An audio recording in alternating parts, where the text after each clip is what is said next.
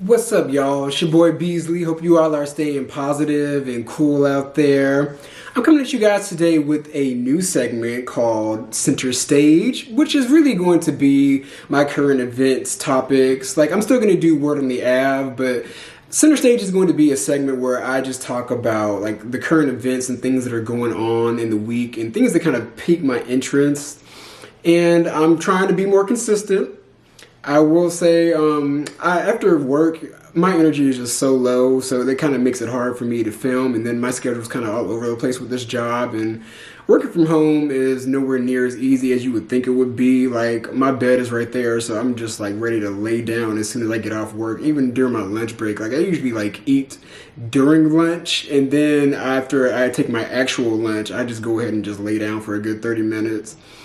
But today I mainly want to talk about Nene Leakes, her situation with Wendy Williams and Andy Cohen, and also I want to discuss just all the mess that's going on with your president, Donald Trump. So starting off, Nene Leakes, it is just really disappointing to see her be so desperate, y'all. Like, she was one of my faves in the past. I mean, not in these past two seasons that she's been on, but Nene Leakes was at one point that girl. And to see her kind of just like groveling for her coins because Real Housewives of Atlanta was like her only like bread and butter at this point, it's just sad to see because she was not prepared to lose her job. Like, she didn't really focus more so on the business side of things and getting her brand together. And now all of a sudden it's just out of nowhere, just too late for her. And now she's kind of scrambling because she doesn't really know where her next check is going to come from. And is it her fault or is it her karma? I would say it's a mix of both. I do think at the same time they are also trying to force her out, like she says, but it's like a combination of all three. Like, she is really getting her karma, being forced out, and also she kind of self-sabotaged herself in a bit, and she's kind of, I want to say, putting herself on the blacklist almost. Now, if you go all the way back to, I want to say, the earlier seasons of Nene, like, let's go with like season 4 when her and Sheree got into it really bad.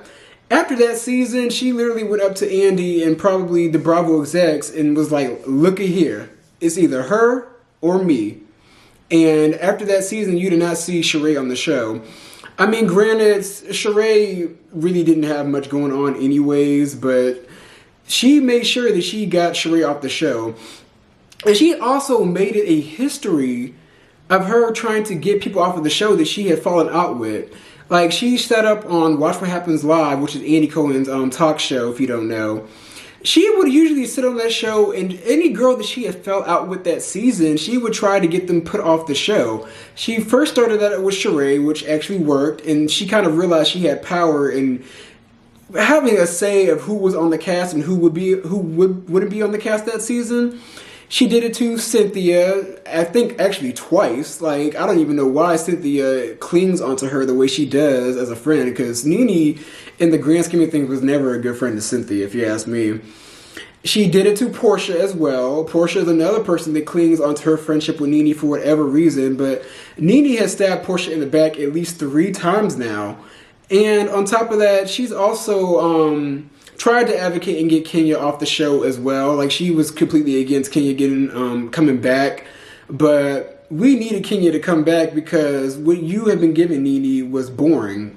And that's another reason why you aren't being asked back this year, because you haven't really been able to show us your real life, authentic life, outside of being this rich, glamorous girl. Like, you haven't really, like, we didn't get to any tea of like what's going on with Bryson. You only brought your family members on once, and since your family members and Greg's family members made you look bad, you wanted to play Ray Charles to the BS and not want to bring them back and ensure that nobody else gets a check. And then she was always jealous of Candy. Like, let's keep it real. She was jealous of Candy since day one, because Candy really didn't need the show to have a name for herself. The show really just elevated Candy's brand and her name. And that's another person I look up to. I love Candy to death. Even though her and Mama Joyce get on my nerves, like, Candy is just that girl. But the reason she got onto Candy, and she was jealous about the fact that Candy got multiple spinoffs, And the reason why Candy got multiple spinoffs, Nene, is because she surrounded herself with people that were interesting and made her people that had a good rapport with her and made the dialogue with her very interesting and were able to craft the storyline out of their interactions. Nene, you don't really have anybody in your life to do that, at least not to our knowledge. Like, these fake friends that you brought on were cute and all, but they only lasted a few episodes per season. And we just never really saw, like, who was Nene's, like, brother and sister? Like, who was her cousin? Like, do you have a cousin that you're best friends with? We could have explored, like, her relationship, like, her negative relationship that she had with her mom. We never really got any information about that. Like, honestly, outside of Nene wearing, like, these blonde wigs, we don't really know much about her. Like, she shows us what she wants to show.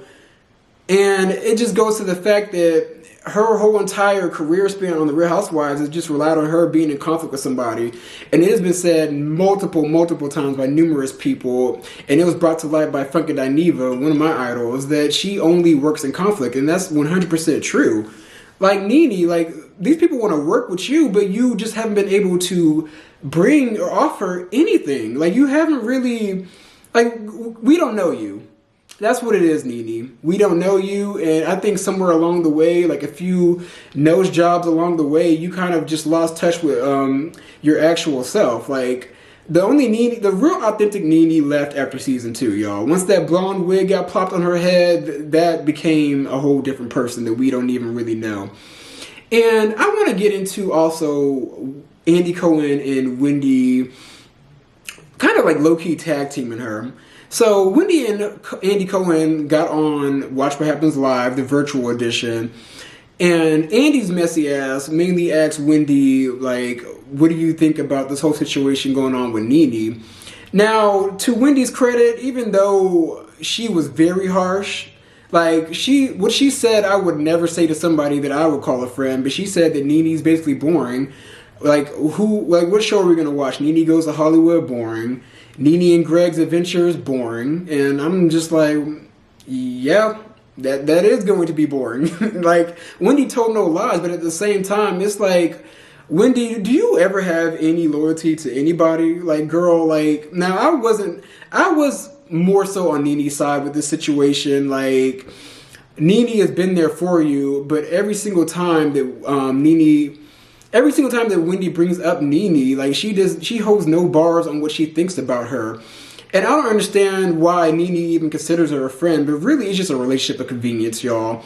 Like, Wendy wants to keep Nene, like it's like her enemy. Like, keep your enemies closer, keep your friends close type of thing.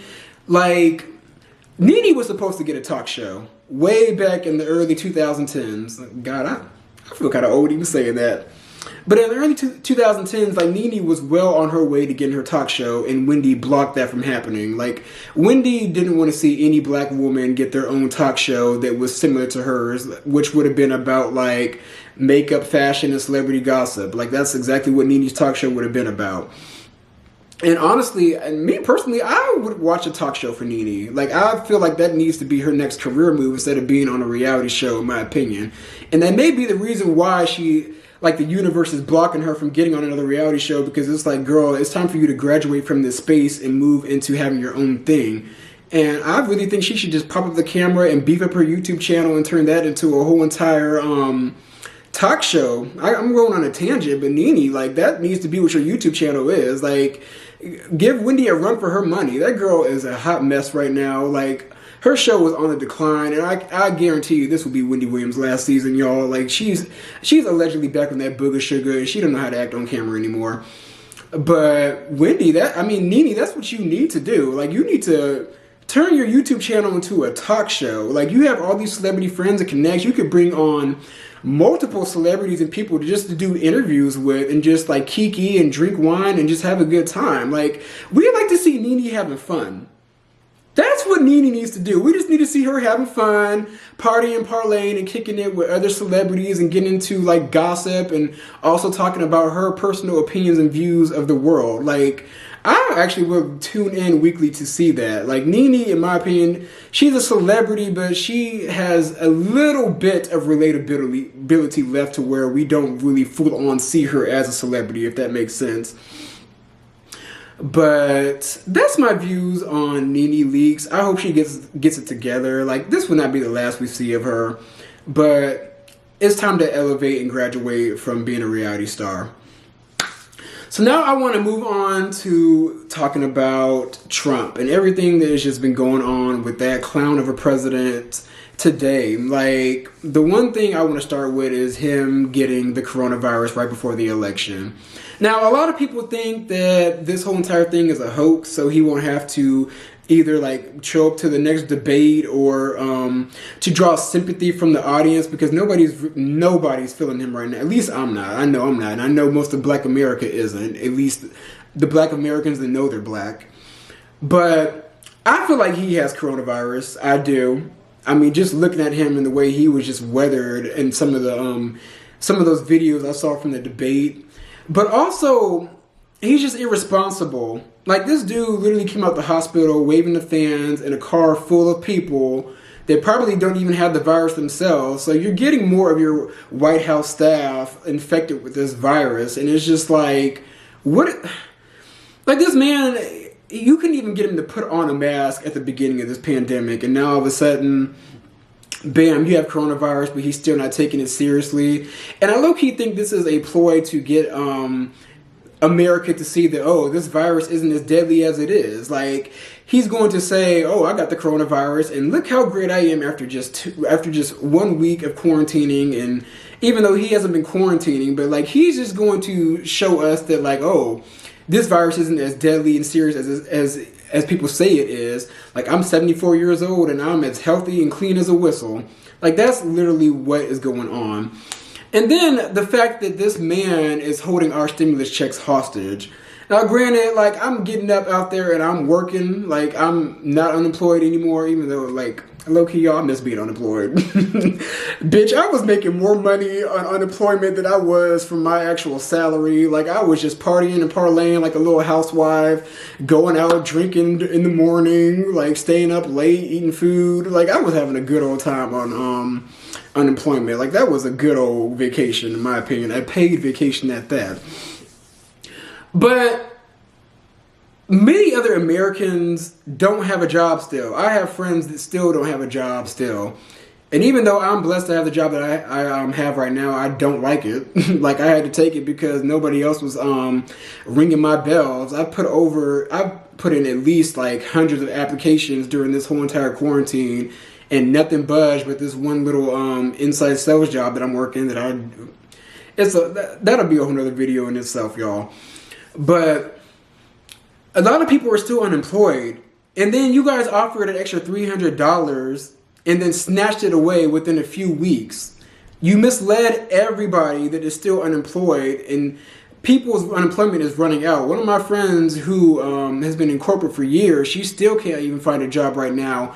And her unemployment from our company like my company that I previously worked at, it got shut down during the coronavirus. It was a fashion retailer, and we got shut all the way down, y'all. Like, they were like, and they ain't no coming back. Like, this is it. They closed all our stores and everything.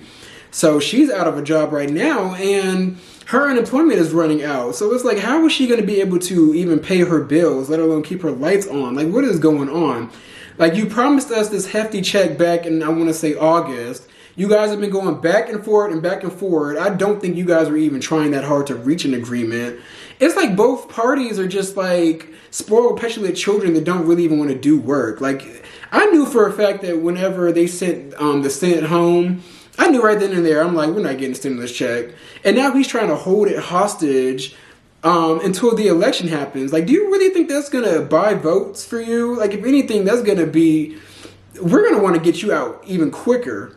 Like, you really think that holding our money that we work hard for, like, literally, the little $1,200 you guys gave us, like, granted, my math may not be 100%, but that was literally just like $4 a day if you do the math.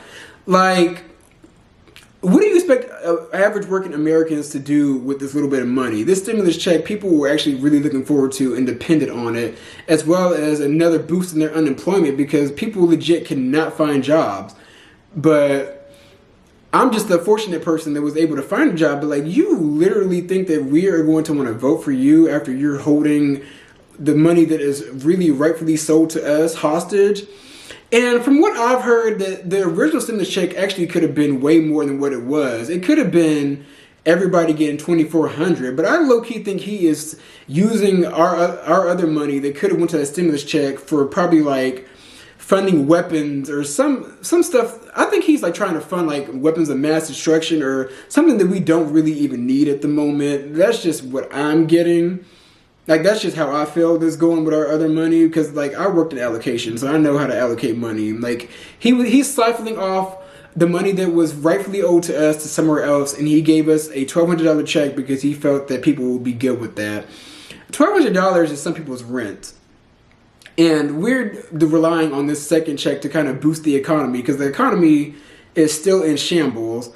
Now, I'm not the most like economical and political savvy in the bunch. Like, I'm not the brightest crayon in the case when it comes to that, but I do have common sense, and common sense, which really isn't that common these days.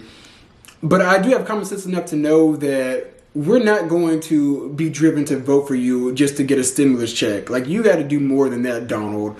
Like, I mean, I wasn't going to vote for him anyways. Like, I don't think Biden's a good choice, but he is the only choice. So y'all need to get out and get this man out of office. Like, we can't do another 4 years of this shit. Like, enough is enough at this point. But those are my views on the whole Donald Trump situation and the situation regarding Nene leaks. And I want you guys to be sure to like, comment, and subscribe. I promise to come at you guys with some more content. And I promise to be more consistent. That is the word of the year, consistency. Because consistency breeds results. I'm like tongue twister. Like, I butchered that word, I know. I tend to talk a little fast, so don't mind me. If I like butcher some words, that's just me. Like, I don't have a lisp like Keely Williams, but I do tend to get a little tongue-tied. But over time, I'm going to work past that. But be sure to like, comment, and subscribe. And I hope you guys have a great day. And I'm going to come at you guys later with some more content.